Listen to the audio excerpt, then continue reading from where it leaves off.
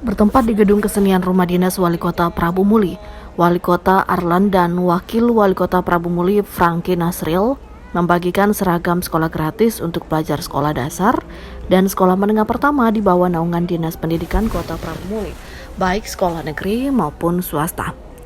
Tercatat ada 31.965 siswa menjadi penerima manfaat, dengan rincian sebanyak 22.050 siswa sekolah dasar SD yang tersebar di 86 sekolah negeri dan 17 sekolah swasta, serta 9.915 siswa sekolah menengah pertama atau SMP dari 13 sekolah negeri dan 13 sekolah swasta.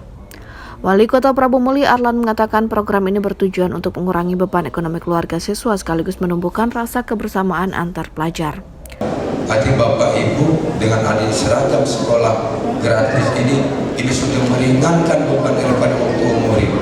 Dan bukan ini baik Pak Kapolres, dari guru sekolah mulai SMP, SD, sewaktu nak masuk sekolah bulan belakang itu seluruh cap panggil dan seluruh jak tekankan jangan sampai ada bayaran dan jangan sampai ada pungut-pungutan lain.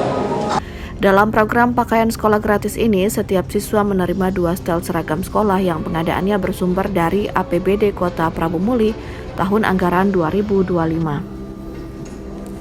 Program ini didasarkan pada Peraturan Menteri Pendidikan, visi dan misi Wali Kota dan Wakil Wali Kota Prabu Muli, serta telah mendapat legal opinion dari Kejaksaan Negeri Prabu Muli dan pendapat dari BPKP Sumatera Selatan. Ia juga mengajak seluruh orang tua, guru, dan masyarakat untuk turut mendukung program ini serta bersama-sama menciptakan lingkungan pendidikan yang kondusif di Kota Prabu Muli. Terima kasih Jinjo, baju gratis, ya seterusnya minta bantuan terus. Dapat baju lagi. Iya.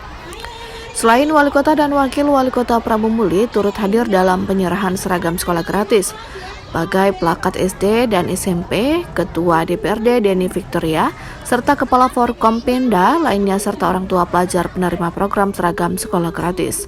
Dari Prabu Muli, Sumatera Selatan, BRI Prima News melaporkan.